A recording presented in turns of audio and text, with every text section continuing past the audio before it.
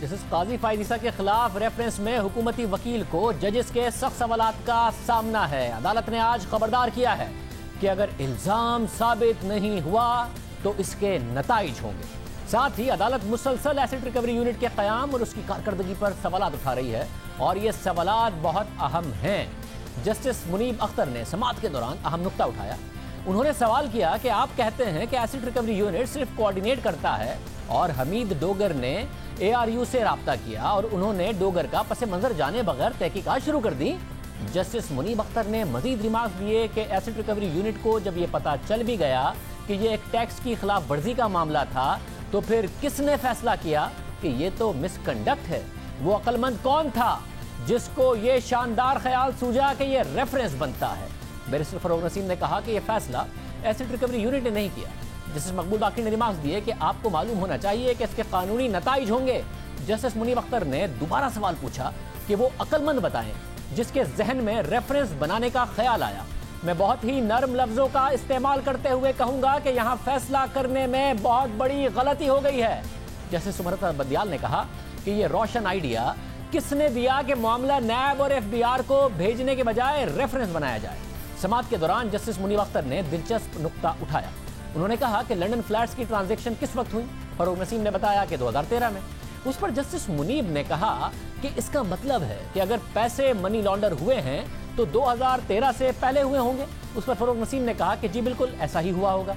तो जस्टिस मुनीब अख्तर ने anti money laundering law 2016 का हवाला देते हुए कहा कि 2013 में तो कानून के तहत ये मनी लॉन्ड्रिंग नहीं थी। जस्टिस मकबूल बाकिर ने कहा कि उस वक्त की वजीर इतलात ने प्रेस कॉन्फ्रेंस में रेफरेंस पर तबसरा किया था और कहा था कि जज साहब ने क्रीज से बाहर निकलकर शॉट लगाई। लगता है रेफरेंस सिर्फ क्रीज से बाहर निकलकर शॉट लगाने पर बना। इस पर फरोग नसीम ने कहा कि वजीर इतलात की इस बात को ज़ेर बहस न लाएं। साथ ही ये भी कहा कि सुप्रीम जुडिशल काउंसिल में कार्रवाई टैक्स या मनी लॉन्ड्रिंग की नहीं। इस पर जस्टिस उमरता बंदियाल ने पूछा कि बता दें कि मामला टैक्स अथॉरिटी को भेजने के बजाय रेफरेंस बनाने की तजवीज़ किसने दी? आप ये बता दें कि रेफरेंस में जुर्म आपने कौन सा बताया है? जस्टिस उमरता बंदियाल ने कहा कि 10,000 टैक्स की अदम अदायगी पर रेफरेंस नहीं बन जाता। ऐसा जुर्म बताएं जिससे जज पर एतमाद मजरूह हुआ हो। जो सवालात उठाए हैं उनके जवाब दें।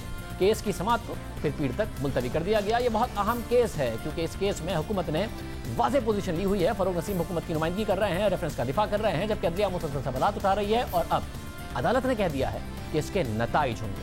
अब अदालती कार्रवाई में ये सवाल उठ रहा है कि क्या ARU जज के खिलाफ तहकीकात कर सकता है या नहीं। साथ ही कि अपने इंडिपेंडेंट बच्चों और अहलिया के असासों की तफसीलात बताने का कोई जज पाबंद है या नहीं। इस हवाले से बात करेंगे माहिर कानून और साबिक जज जस्टिस नासरा इकबाल साहब हमारे साथ मौजूद हैं। नासरा इकबाल साहब बहुत शुक्रिया। ज़ाहिर है आप खुद जज रहीं, आपके खावंद जज रहे, दोनों इंडिपेंडेंट पर्सनालिटीज़। ये बताइएगा जब आप अपने रिटर्न्स फाइल करती थी तो बतौर इंडिपेंडेंट आप अपने खावंद के या फिर खावंद अपनी बीवी के या फिर इंडिपेंडेंट बच्चों के क्या जो असासे हैं वो डिक्लेयर करने के पाबंद होते हैं बतौर जज? पाबंदी तो ऐसे नहीं है कोई, लेकिन जहां तक मेरा ताल्लुक है, देखिए ऐसे घराने से होना वास्ता जहां पे इंसान ये सोचता है कि कोई अंगुश नुमाई किसी सूरत में कर ना सके।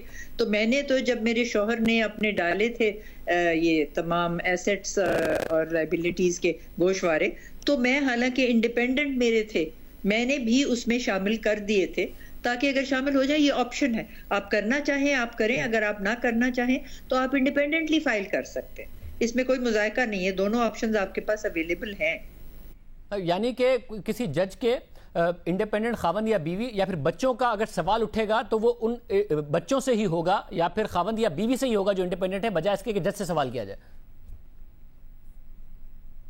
यकीनन ऐसे ही होगा। और मेरा ख्याल है ये रेफरेंस जो है ये तो एक लास्ट रिजॉर्ट होती है जब कोई नजर आए ऐसी बात जिससे शकूक और शुबात उठे कि कोई मसला है ऐसा जिसमें कोई चीज जो है वो पोशीदा रखी गई है या कुछ बात जो है वो वाजे नहीं है।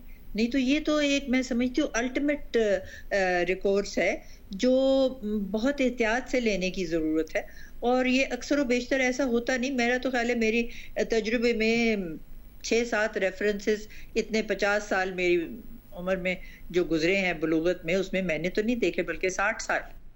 अदालत एक और सवाल उठा रही है कि एक शख्स ने शिकायत की, एसेट रिकवरी यूनिट ने तहकीकात कर दी, ये सुप्रीम जुडिशल काउंसिल या सदर कर सकता था। इस हवाले से कानून क्या कहता है? असल में बात यह है कि जिसने शिकायत की है वो शिकायत करनंदा का ही कोई पता नहीं लगता कि वो कहाँ से आया और वो उसने कैसे ये सारी बातें निकालने की कोशिश की। इससे ये स्पाई का जो है ना गुमान ये जरा हो जाता है स्ट्रॉन्ग कि ये बातें निकल क्यों रही हैं और ये ऐसे इस अंदाज में करने की जरूरत क्या पेश आई। आखिर कोई जवाज होना चाहिए ना ये सारी बातें निकालने का। और मैं समझती हूँ कि मुनासिब तो यही था कि अगर एसेट रिकवरी यूनिट ने कुछ मालूमात किए थे तो वो इनसे इनको अपना रख्ता शामिल जो अगर सुप्रीम जुडिशल काउंसिल के साथ इन्होंने कोई करना था। इसके बाद कुछ उजलत में मुझे लगता है कि सारी रेफरेंस मूव की गई जब अभी जो मुशाहिदात थे वो इनके पास मुकम्मल थे ही नहीं और रेफरेंस भी मूव हो गई और अब तो कई महीने हो गए हैं रेफरेंस को मूव हुए और ये अपने मंतकी अंजाम तक पहुंचने के लिए इस वास्ते मुमकिन नहीं हो रही है कि इनके यहाँ पे कोई इस पे अभी तक उनके पास मुशाहिदात आए नहीं हैं साथ। बहुत शुक्रिया।